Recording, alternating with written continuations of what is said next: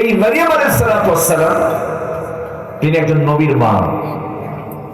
আল্লাহ তাআলা এই নারীকে অনেক সম্মান দিয়েছেন। মায়েরা আসছে তো, মাহফিল আছে, আশেপাশে মায়েরা আছে তো, বলি আলহামদুলিল্লাহ। এই মহিলা মারিয়াম আলাইহিস সালামকে আল্লাহ তাআলা এত সম্মান দিয়েছেন যে আল্লাহ তাআলা তার নামে একটা সূরা নাযিল করেছেন। যেটা বলি সুবহানাল্লাহ।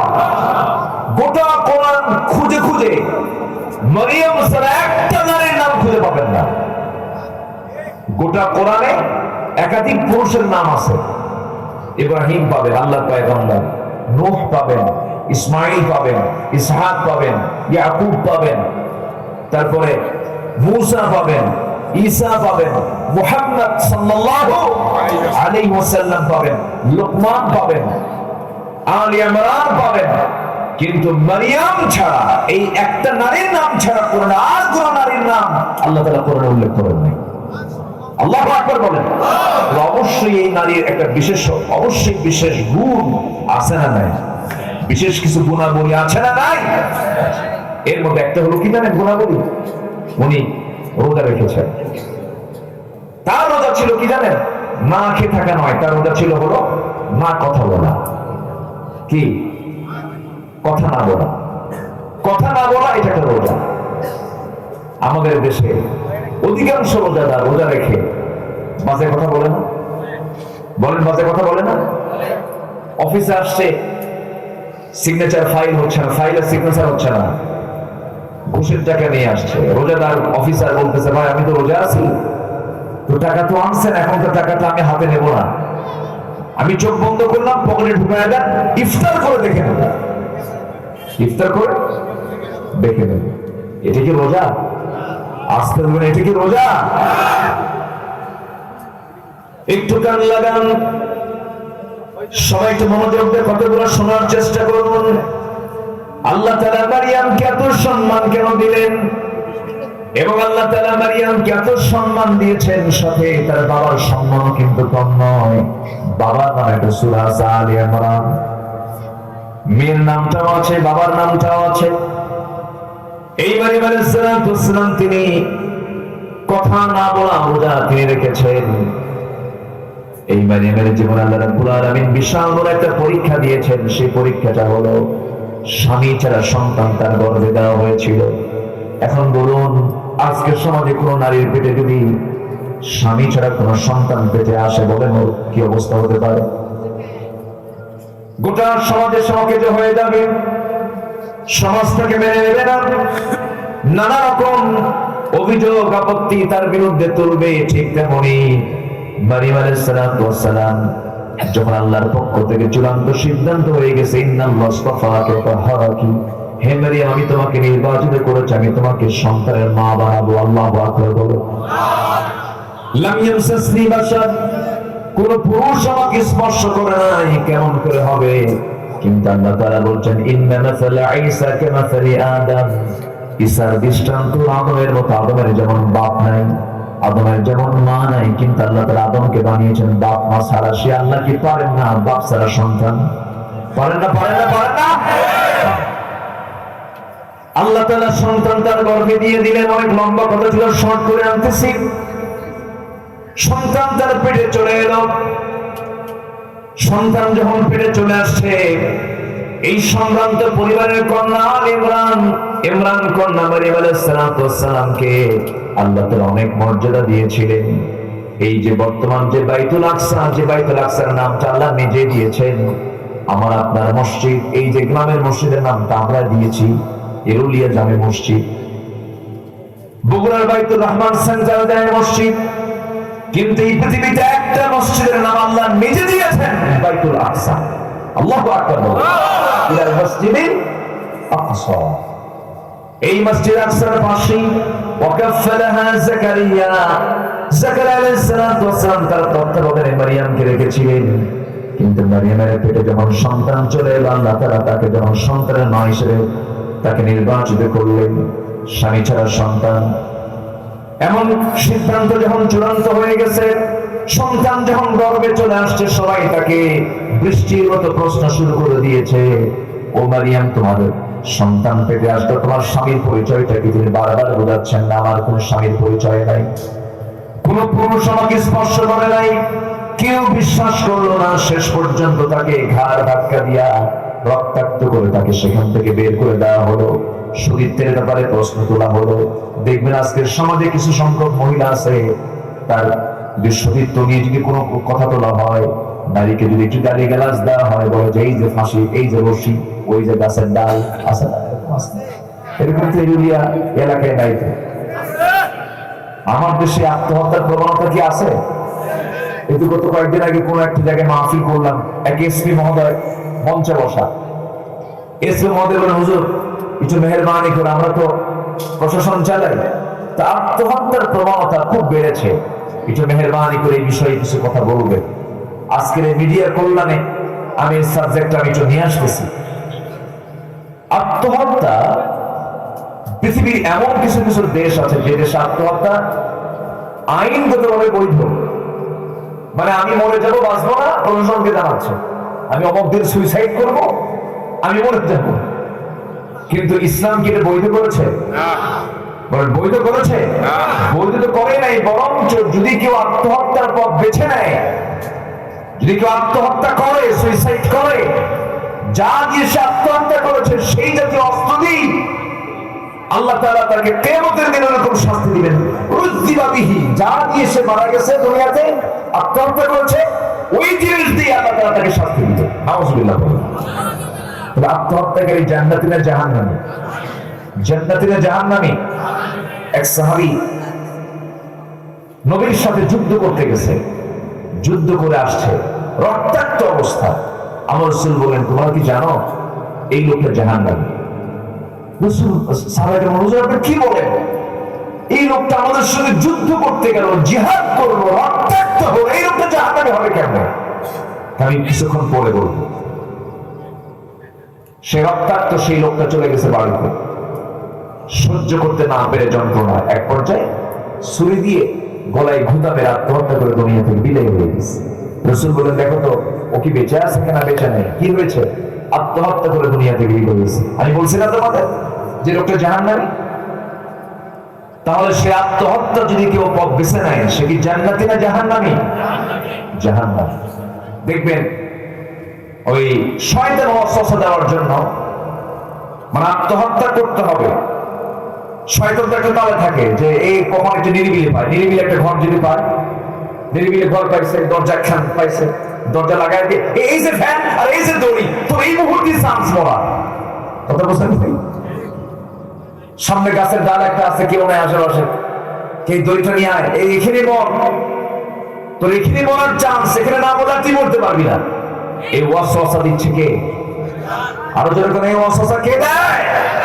শয়তান দেয়। যে মৃত্যুর জন্য নিজেকে প্রস্তুত করে নিয়ে মরে যাব, সে জাহান্নামী, সে জাহান্নামী। ওয়ালা তুলকু বিআইদিকুম ইলা তাহলুকা, নিজকে তুমি ধ্বংসের দিকে ঠেলে দিও না। কার কথা? আল্লাহর কথা। আপনি নিজেকে আপনি জুলুমের দিকে নিতে পারবেন না, নিজের শরীরকে আপনি কষ্ট দিতে পারবেন না।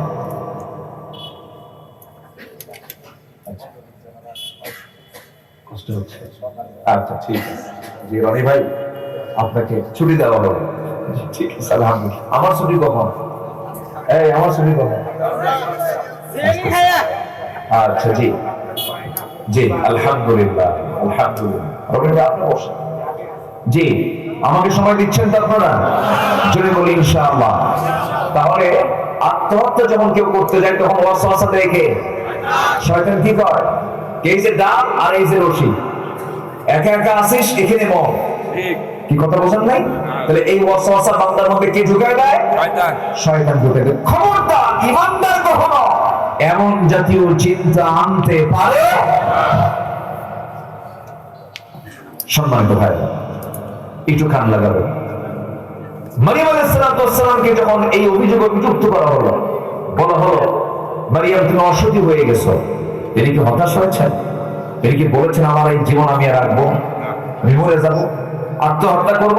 বরঞ্চ তা না বলে ধৈর্যের পিরামিড হয়ে বলে ফেলেন, আল্লাহ তোমার প্রতি আমি পূর্ণ আস্থা আনলাম, তুমি আমার জন্য যথেষ্ট, তুমি আমার জন্য শ্রেষ্ঠ। কি আমি তোমার উপরে পূর্ণ আস্থা রাখলাম তুমি আল্লাহ আমাকে সাহায্য করো। ওয়াল্লাযীনা জাহাদু ফীনা লানাহদিয়ান্নাহুম সুবুলানা, যে আমার পথে আসার জন্য চেষ্টা করে আমি তার জন্য একটা পথ নয়, সাবিলের বহুবচন হলো সুবুল, অসংখ্য পথ আমি তার জন্য খুলে দেব। মারিয়াম আলাইহিস সালাতু ওয়াস সালাম শেষ পর্যন্ত রক্তাক্ত অবস্থায় তাকে ঘাড় ধাক্কা দিয়ে বাইতুল আকসা থেকে বের করে দেওয়া হলো। তিনি বিতাড়িত হলেন, সমাজচ্যুত হয়ে গেলেন, যেদিক চোখ যায় সেদিকেই চলে গেলেন, বাইলহাম উপত্যকার দিকে চলে গেলেন। প্রচন্ড ক্ষুধা, 10 মাস পূর্ণ হলো, সন্তান ভরা পেট, যে কোনো মুহূর্তেই ডেলিভারি হয়ে যাবে, কেউ তার পাশে নাই, কিন্তু পাশে আছেন তিনি কে? আসতে বলে না, তিনি কে? গোটা দুনিয়া আমার সাথে, কিন্তু আল্লাহ আমার সাথে নাই। কেউ আছে আমার সাথে? আর গোটা দুনিয়া আমার সাথে নাই, আল্লাহ আমার সাথে আছেন। এটাই মেজরিটি, এটাই মেজরিটি, এটাই মেজরিটি, ঠিক কিনা? আমি কার সাথে থাকতে চাই? বলে আমি কাকে নিতে চাই? আল্লাহ। এই আল্লাহকে কাছে পাওয়ার জন্য আল্লাহ বলছেন, বান্দা আমি খাই না, তুইও খাবি না রমজান মাসে। আমি ঘুমাই না, তুই রমজান মাসে ঘুমাবি না। কিয়ামুল লাইল করবি, দিনের বেলা রোজা রাখবি, আমার গুণ অর্জন করবি। সিবাগাত আল্লাহ, ওমান আহসানু মিনাল্লাহি সিবাগা, আমি তোকে আমার নিজ হাতে জান্নাত দিয়ে দেব। সব ইবাদত, সব ইবাদতের সবগুলো ফেরেশতারা লেখে। আল্লাহ বলেন, ফেরেশতা তোরা আমার রোজাদারদের, আমার রোজাদার বান্দার কোন সব তোরা লিখবি না। আজজিবিহি আই উজজাবিহি, আমি নিজে বান্দার পুরস্কার নিজের হাতে তুলে দেব। জোরে বলি সুবহানাল্লাহ। সম্মানিত ভাইরা, সেই মহিমান্বিত, তাৎপর্যমণ্ডিত, গুরুত্বপূর্ণ একটা মাস আমরা মাহে রমজানকে পেয়েছি। মাহে রমজানকে আমরা কাজে লাগাবো, প্ল্যান করব। এই রমজান হতে পারে আমার জীবনের শেষ রমজান। আল্লাহ আমাকে দিয়েছেন এই মাস আমার জীবন থেকে সমস্ত গুনাহকে ধুয়ে মুছে সাফ করার জন্য। আমার জীবনে কোনো গুনাহ আমার আমলনামায় রাখা যাবে না। এই রমজানের মধ্য দিয়ে মাফ চেয়ে নেব কার কাছে? আসতে বলবেন না, কার কাছে? শুধু যদি বলতে পারে আল্লাহ জীবনে মিথ্যা কথা বলবো না, হারাম খাবো না, তোমার ফরজ কোনো হুকুম লঙ্ঘন করবো না, বান্দার হক নষ্ট করবো না, আল্লাহ তোমার হুকুম ছাড়া কার হুকুম মানবো না, তোমার আইন ছাড়া কার আইন মানবো না, ওই বান্দা জান্নাতে। জোরে বলি সুবহানাল্লাহ। আমার কথা কি কষ্ট হচ্ছে আপনাদের? বলি আলহামদুলিল্লাহ। মারিয়াম আলাইহিস সালাতু ওয়াস সালাম শেষ পর্যন্ত একাকী পড়ে গেলেন, কিন্তু মরিয়ম কি একা? তার সাথে কে আছেন?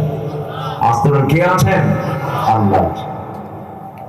এই মারিয়াম আলাইহিস সালাতু ওয়াস সালাম ওই ক্রাইসিস পিরিয়ডে আল্লাহর প্রতি পূর্ণ আস্থা আনলেন। সন্তান ডেলিভারির সময় যখন হলো, সন্তান ডেলিভারি হয়ে গেল, সন্তানটা তিনি ঘুমের মধ্যে ছিলেন, দুনিয়ার কোনো ধাত্রীর কোনো প্রয়োজন হয় নাই। আল্লাহ রাব্বুল আলামিন স্পেশাল ফেরেশতা পাঠিয়ে দিলেন। সন্তান ডেলিভারি হয়ে গেছে, ঘুমন্ত অবস্থায় ঘুম থেকে জাগা পেয়ে দেখেন সদ্য সন্তান ঈসা হাত পা নড়াচড়া করে। শুকনো ডালের নিচে বসা ছিলেন, শুকনো ডাল সবুজ পাতায় ভরে গেছে, ফলমূলগুলো টসটসে ধরে আছে, ফলমূলগুলো পারলেন হাতে, খেয়ে নিলেন, জীবনের শক্তি ফিরে পেলেন। সন্তানকে দুধ পান করালেন 3টা দিন 3টা রাত। সঙ্গে সঙ্গে তাকে জানিয়ে দেওয়া হলো, হে মারিয়াম, এখন তোমার আর এই অবস্থায় এই জায়গায় থাকা যাবে না, তুমি লোকালিটির মধ্যে চলে যাও, বাইতুল মুকাদ্দাসের এরিয়াতে তুমি চলে যাও, মানুষের মাঝে চলে যাও। তিনি বললেন, আমি কেমন করে যাব, কেমন করে জবাবগুলো আমি দেব? এই সন্তান নিয়ে তারা প্রশ্ন শুরু করে দেবে, বারবার আমাকে জানতে চাবেন সন্তানের পিতার পরিচয় কি, বাবার পরিচয় কি। আল্লাহ আমি কেমন করে জবাবটা দেব? আল্লাহ সুন্দর করে তাকে শিখিয়ে দিচ্ছেন। তুমি সেই সময় তাদেরকে সোজা একটা কথা বলে দেবে, সেটা হলো ক্বালাত ইন্নী নাযারতু লিররহমানি সাওমা, আমি রোজা আছি। আমি কি আছি? রোজা। দেখেন রোজাটা কত আগে। ইন্নী নাযারতু লিররহমানি সাওমা, আমি রোজা আছি। আমি কোনো কথা বলবো না। তাহলে তার রোজা ছিল খাওয়ার না কথা? বলেন কিসের কিসের কথা? আমি কোনো কথা বলবো না, চুপ।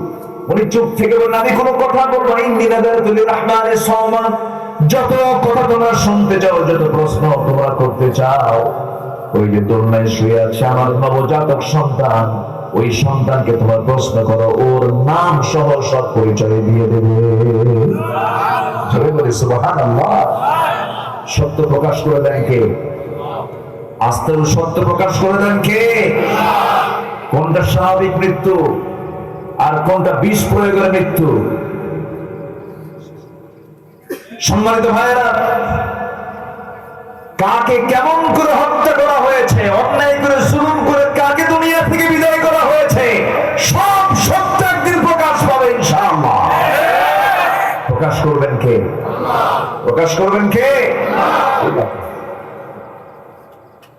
সম্মানিত ভাইয়েরা, তবে হ্যাঁ, এটাও সত্য কথা, ঈমানের পথে যদি আমি অবিচল থাকতে চাই, টিকে থাকতে চাই, তাদের মতই হবে যেমনটি হয়েছিল ইমামে আযম আবু হানিফা রাহমাতুল্লাহ আলাইহি। জেলখানায় রেখে তাকে বিষ প্রয়োগ করে দুনিয়া থেকে বিদায় করে দেওয়া হয়েছে। এমন চিত্র আজও দুনিয়াতে আছে না নাই? আসতে বলবেন না, আছে না নাই? আকালমান ইশারা বা আশাদ, সচেতন ব্যক্তির জন্য ইঙ্গিতটাই যথেষ্ট। তবে শহীদের রক্ত, ইমানদারের রক্ত, আলেমদের রক্ত কখনো বৃথা যেতে পারে না। সেই রক্ত বরং চারু উর্বর হয়ে তড়িৎ গতিতে সেই জমিনে দিন কায়েমের পরিবেশ সৃষ্টি করে দেয়। সম্মানিত ভাইয়েরা, সেই ইমানের বলে বলিয়ান হয়ে আল্লাহর জমিন, আল্লাহর দিন কায়েমের জন্য যদি আমাকে আপনাকেও প্রয়োজনে বুকের তাজা প্রাণ ঢেলে দিতে হয়, সবাইকে রাজি আছেন? সবাইকে রাজি আছেন? জীবন দেব না, জান্নাত পাবো না, জীবন দেওয়ার নিয়ত থাকবে না, জান্নাত পাওয়া যাবে না, জীবন জান মাল ইসলামের প্রতি কোরবান দিতে প্রস্তুত, এমন সিদ্ধান্ত নিতে রাজি আছেন কারা কারা? একটা হাত তুলে দেখান তো দেখি।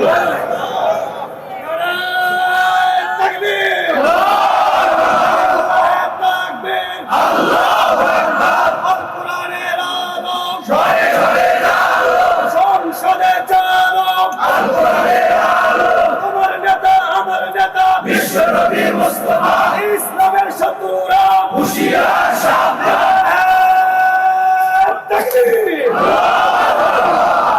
আল্লাহ তুমি সবাইকে কবুল করো, আমিন। জোরে বলি আমিন। আমরা কোন মাসে এসেছি বলেন তো আজকে? বলেন কোন মাস? শুধু এটাই জানলাম, কিন্তু রমজান মাস শুধু নয়, এই মাসটা কি জানেন? বিজয়ের মাস। আমরা জানি ডিসেম্বর বিজয়ের মাস, তাই না? আমরা জানি ডিসেম্বরটা বিজয়ের মাস। হ্যাঁ, আমার দেশে বিজয় মাস হিসাবে ডিসেম্বরকে বলা হয়। আর এখন চলছে কোন মাস? আমার দেশে কিসের মাস? বলেন কিসের মাস? স্বাধীনতা। তাহলে স্বাধীনতার মাস হলো মার্চ, আর বিজয়ের মাস হলো ডিসেম্বর। আর আমরা রমজানকে বলি তো হলো রোজার মাস। রমজান মাস রোজা রাখার মাস, কিন্তু আমরা অনেকেই জানি না এই রমজান মাসটা হলো বদরের মাস। আমরা অনেকেই জানি না এই রমজান মাস হলো দিন কায়েমের জন্য বুকের তাজা প্রাণ ঢেলে দেওয়ার মাস। এটা আমরা অনেকেই জানি না। তাহলে আমি যদি বলি রমজান মাস ইসলামের বিজয়ের মাস, ভুল হবে? আসতে বলে ভুল হবে? এই কথা কি মুসলমানরা বলে? এই দেশে মুসলমানরা কি অধিকাংশ জানে এটা? জানে এটা। আজকে কততম রমজান চলছে? 13তম রমজান। রমজান এর রোজা ফরজ হয় মক্কায় না মদিনায়? এগুলো জানতে হবে। মদিনায়। বলেন কোথায়? মদিনায়। আমরা রাসূল মদিনায় হিজরত করেছেন। দ্বিতীয় হিজরতে আল্লাহ তাআলা এই রোজাটাকে ফরজ করে দিয়েছেন, এবং দ্বিতীয় হিজরতেই আল্লাহ তাআলা ওই রোজাদারদেরকে দিয়ে ইসলামের বিজয় নিশ্চিত করার জন্য বদর যুদ্ধের হুকুম দিয়েছেন। আল্লাহু আকবার। তাহলে আমার আপনার জীবনে 20 বার, 30 বার, 40 বার পর্যন্ত রোজা আসলো, যুদ্ধে যাবো কখন? বিড়ি তো বন্ধ করতে পারলাম না। ঠিক আছে কিনা? যুদ্ধের পর কখন বিড়িটাকে ছাড়তে পারলাম না। সন্ধ্যায় ইফতার কইরা মুদিখানার দোকানদারের সঙ্গে যাবে, ভাই আল্লাহ তো খুব আটকে রাখছিল এতক্ষণ ধরে, আর পারলাম না, তাড়াতাড়ি প্যাকেট দাও, খাই, মাথা ঠান্ডা করি। তাহলে যে রোজা আপনাকে বিড়ি ছাড়াতে পারে না, আপনি কি রোজা রাখলেন? যে রোজা আপনাকে সুদ ছাড়াতে পারে না, আপনি কি রোজা রাখলেন? যে রোজা আপনাকে মিথ্যা ছাড়াতে পারে না, আপনি কি রোজা রাখলেন? যে রোজা আপনাকে মিথ্যা সাক্ষী দেওয়া বন্ধ করতে পারে না, আপনি কি রোজা রাখলেন? এই জন্য রোজার সাথে সকল কিছুর সম্পর্ক আছে না নাই? আছে। রোজা মানে শুধু না খেয়ে থাকা নয়, রোজা মানে শুধুমাত্র উপোস থাকা নয়, রোজা মানে হলো সকল প্রকার হারাম থেকে নিজেকে বাঁচিয়ে রাখে। এটাও রোজা, সকল হারাম থেকে কি নিজেকে বাঁচিয়ে রাখে। সম্মানিত ভাইরা, শুধু আমি আপনাকে লক্ষ্য করে যে কথা বলছি তা কিন্তু নয়। এখানে শতাধিক মিডিয়া আছে, তাদেরকে সামনে রেখে আমি কথাগুলো বলছি। আল্লাহ যেন আমাদের সবাইকে, যারা আমার আলোচনা শুনছেন এবং শুনবেন, সবাইকে এই কথাগুলো আমল করার তৌফিক দান করুন। জোরে বলি আমিন। সাহাবায়ে কেরাম শুধুমাত্র এক মাসও রোজা রাখেন নাই, শুধুমাত্র 16টা রোজা রেখেছেন। কয়টা বলেন? 16টা। 16টা রোজা রাখলেন। আমার নবীর কাছে রিপোর্ট চলে এলো, ইয়া রাসূলুল্লাহ সাল্লাল্লাহু আলাইহি ওয়াসাল্লাম, বদর যুদ্ধে, বদর প্রান্তরে, বদর কূপের কাছে কুরাইশ বাহিনী আবু জেহেলের নেতৃত্বে লোহিত সাগরের পাশ দিয়ে ঘেঁষে ঘেঁষে ওরা চলে এসেছে ইসলামকে নিভিয়ে দেওয়ার জন্য, দিনের বাতিকে তারা নিভিয়ে দেওয়ার জন্য তারা অলরেডি বদর প্রান্তরে হাজির হয়েছে। 16তম রমজানের দিন রাসূল জানতে পারলেন। সাহাবায়ে কেরামকে নিয়ে বললেন, সাহাবীরা তোমরা কি করবে বলো? যুদ্ধের ডাক এসেছে, রোজাও রাখছো তোমরা কি করবে বলো? সাহাবায়ে কেরাম বললেন, ইয়া রাসূলুল্লাহ আপনি চিন্তা করেন কেন? আমরা রোজাও রাখতে পারবো, জিহাদে অংশগ্রহণ করতে পারবো। রাসূল বললেন, না, জিহাদের ময়দানে অংশগ্রহণ করার জন্য শক্তির প্রয়োজন, দৈহিক শক্তির প্রয়োজন। রোজা রাখলে তোমার ইমানের শক্তি বাড়তেছে, এটা ঠিক আছে, কিন্তু জিহাদের ময়দানে দৈহিক শক্তির দরকার আছে না নাই? আমার রাসূল বললেন, তোমরা 17তম রমজানের রোজা তোমরা ভেঙে ফেলে দাও। তাহলে রমজান মাস রোজা রাখারও মাস, রমজান মাস আবার রোজা ভাঙ্গারও মাস। রোজা রাখতেও বলেছেন, রোজা ভাঙতেও বলেছেন। রাসূল বললেন রোজা ভেঙে ফেলো। কিছু সাহাবী আছে অতি উৎসাহী থাকে না, কিছু সাহাবায়ে কেরাম, কিছু সাহাবী হুজুর আমরা দুটোই রাখবো, রোজাও রাখবো, জিহাদও করবো। আমার রাসূল বললেন না, রোজা ভাঙতে হবে। আমার রাসূল নিজে আগে রোজা ভাঙলেন। আল্লাহু আকবার বলুন। রোজা ভেঙে ফেললেন। রোজা ভেঙে ফেলে বদর নামক প্রান্তরের দিকে রওনা দিবেন। অস্ত্র নাই, সংখ্যা নাই, বুড়া মানুষ, বুড়া সাহাবী, এরকম সীমিত সংখ্যক কিছু সাহাবীকে নিয়ে রাসূল বললেন, সাহাবীরা সংখ্যা তো খুব কম হলো, চলো আমরা রওনা দেই। ঘোড়াও নাই, অস্ত্র নাই, অশ্ব নাই, নিরস্ত্র বলা চলে। আমার নবী কিছু কিছু সাহাবীর হাতে খেজুর গাছের ডাল কেটে শুধু ডাল হাতে তুলে দিয়েছেন। কোন মাসে বলেন? কোন মাসে? রমজানের এই মাসের এই চেতনা, এই রমজানের এই মাসে বদরের চেতনা আমাদের দিলের মধ্যে আনার দরকার আছে না নাই? আচ্ছা, মাত্র 16টা রোজার ট্রেনিং নিয়ে তারা বদরের দিকে রওনা হলেন। 313 জন সাহাবী, একটি অসম যুদ্ধ বলবো আমি, অসম, অর্থাৎ তারা হলো 1000 আর আমার নবী হচ্ছেন মাত্র 313 জন। ওরা হচ্ছে সব অশ্বরোহী, অস্ত্রে শস্ত্রে সজ্জিত, আর আমার নবীজি হলেন নিরস্ত্র এবং ঘোড়া নাই, সংখ্যাও কম। এরপরও আমার রাসূল বললেন, না, আমাদের সবচেয়ে বড় আশ্রয়স্থল, ভরসার স্থল তিনি কে? আসতে বললেন, তিনি কে? আল্লাহ তাআলা। সবেমাত্র 2 বছর হয়নি, দ্বিতীয় হিজরিতে মাত্র 16টা রোজা সাহাবায়ে কেরাম রেখেছেন, বাড়িঘর ছাড়ছেন, হিজরত করে আসছেন। 2 বছর যেতে না যেতেই বদর যুদ্ধের ডাকও চলে আসছে। আমার নবী যখন বলেন, সাহাবীরা কে কে আসো আমার সঙ্গে যাবে, সাহাবায়ে কেরাম প্রস্তুতি নিয়ে নিলেন। কোন মাসে বলেন তো? রমজান মাসে। আমার নবী সাহাবায়ে কেরামকে নিয়ে রওনা করলেন, বদর গিয়ে পৌঁছলেন। পৌঁছার সঙ্গে সঙ্গে বদরে গণবের ভাই আপনি গেছেন কিনা জানি না, আমি বদর প্রান্ত, আমি ওদিকে গেলে চলে যাই, ইয়াম্বু চেম্বু যাই, ঘুরে টুরে আসি। সোহাদায়ে বদর, সোহাদায়ে উহুদ, আমি বারবার যাওয়ার চেষ্টা করি। অন্তত সেখানে গেলে একটু হলেও ইমানের একটা মেজাজ বাড়তেই পারে, এটাই স্বাভাবিক। তো 13 জন সাহাবীর কবরটা বদর প্রান্তরে সেখানে আছে, আর একজন সাহাবীর কবর একটু দূরে, একজন সাহাবীর কবর সেখানে দেওয়া হয়েছে। তো শুহাদায়ে বদরে ওই প্রান্তে যখন সাহাবায়ে কেরাম পৌঁছলেন যখন সেই সময় সাহাবায়ে কেরাম যেখান দিয়ে হাঁটতেছিলেন সেই জায়গাটা ছিল বালুর জায়গা, বালুর পাহাড়, পা শুধু বারবার দেবে যায়। সাহাবায়ে কেরাম বললেন, ইয়া রাসূলুল্লাহ, হেঁটে হেঁটে আসলাম, সংখ্যাও কম, দুর্বল হয়ে গেছে, রোজা রাখছি, 16টা রোজা রাখছি, এদিকে হাঁটতেছি, বালুর ভিতরে পা দেবে যাচ্ছে, হুজুর আপনি একটু দোয়া করেন। আমার নবীজি আসমানের দিকে তাকায় আল্লাহর দরবারে চোখের পানি ফেলে ফেলে কাঁদলেন, দোয়া করলেন। সঙ্গে সঙ্গে ঘন মেঘ জমা হলো, বৃষ্টি নাযিল শুরু হয়ে গেল। ওয়ালাকাদ নাসারাকুমুল্লাহু বিবাদরিন ওয়া আনতুম আদিল্লা, তোমরা অসহায় ছিলে, সংখ্যাও কম, অস্ত্র নাই, কিন্তু আমি আল্লাহ তাআলা বদর প্রান্তরে হাজার হাজার ফেরেশতা পাঠায় আমি তোমাদেরকে সাহায্য করেছি। ফেরেশতা পাঠানোর মাস কোন মাস বলেন? রমজান মাস।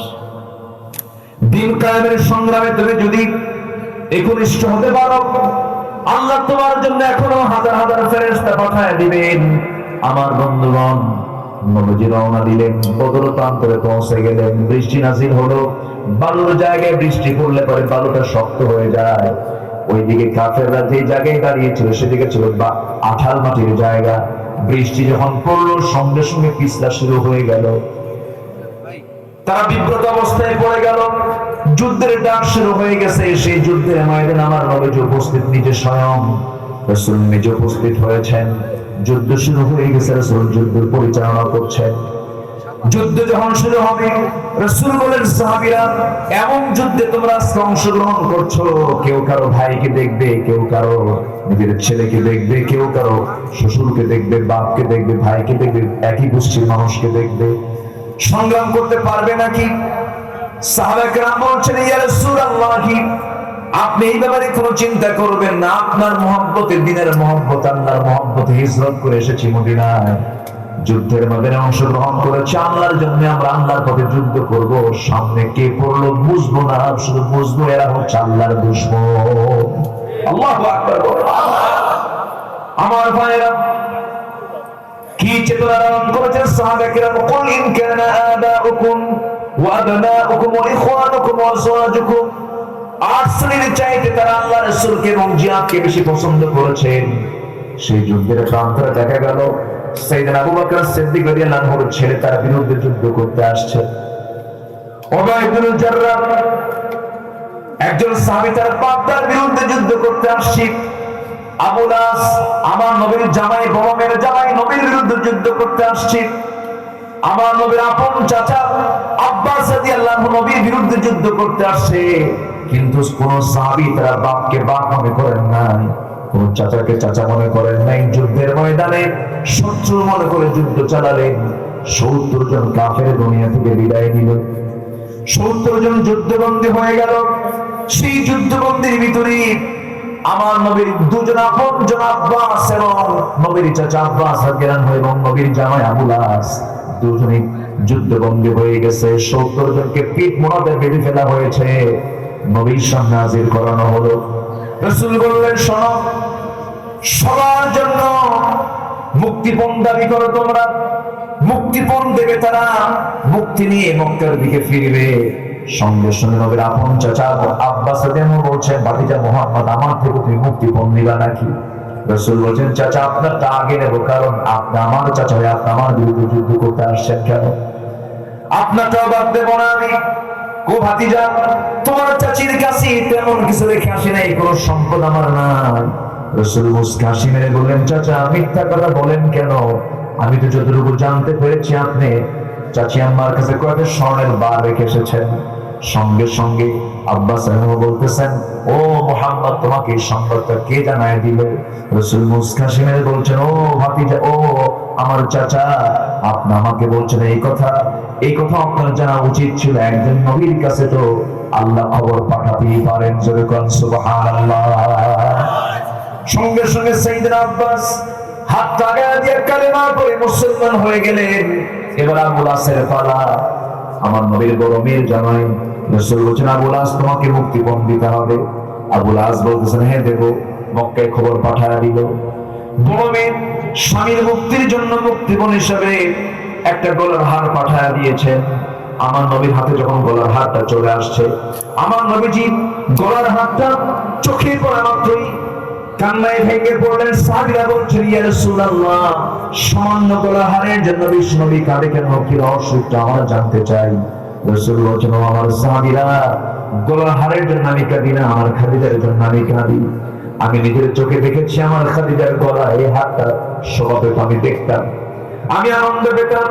কিন্তু আমার খাদিজা তার বউয়ের বিয়ের সময় উপহার স্বরূপ গলার হাতটা সে তার মেয়েকে উপহার স্বরূপ দান করেছিল।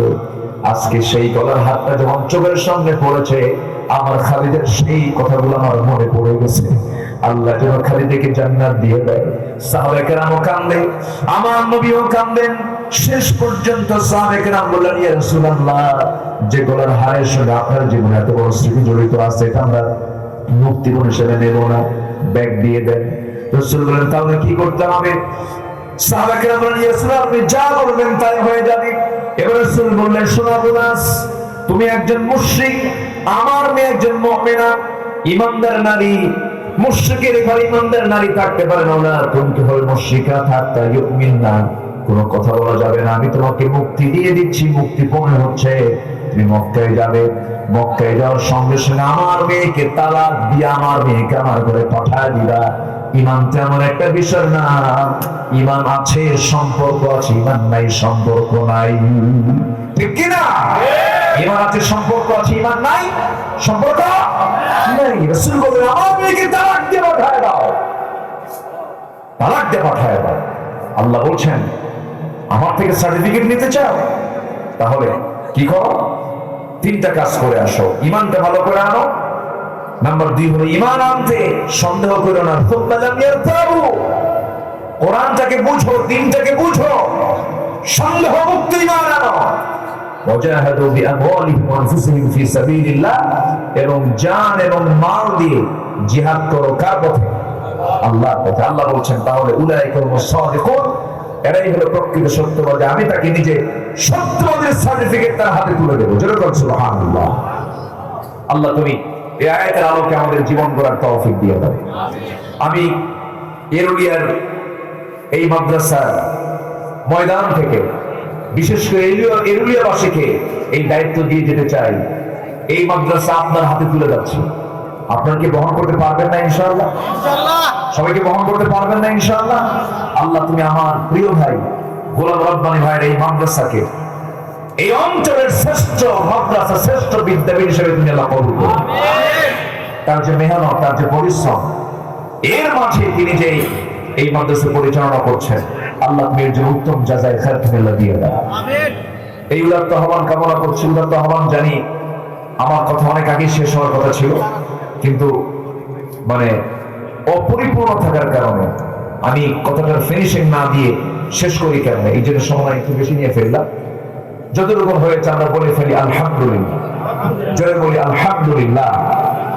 আমরা ছোট্ট একটা দোয়ার মধ্য দিয়ে মাহফিলের ইতি টানবো। তার আগ দিয়ে আমার প্রিয় ভাইজান তার কিছু কথা আপনারা শুনবেন, এরপর আমরা দোয়ার দিকে চলে যাব ইনশাআল্লাহ।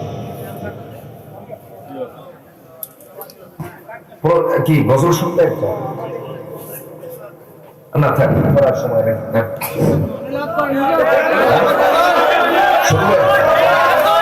আমাকে যখন কেউ প্রশ্ন করে, কেন বেছে নিলে পথ, কেন ডেকে নিলে বিপদ, জবাবে তখন বলি মৃদু হেসে যায় চলি, বুকে মোর আছে হিম্মত, বুকে মোর আছে হিম্মত। আমাকে যখন কেউ প্রশ্ন করে, কেন বেছে নিলে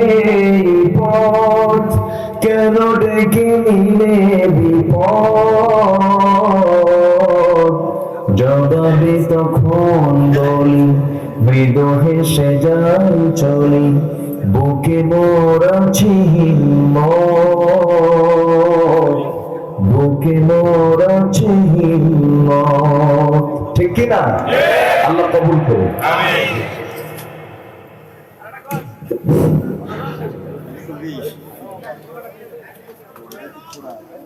আলহামদুলিল্লাহ, এতক্ষণ ভাই সবাই একটু বসে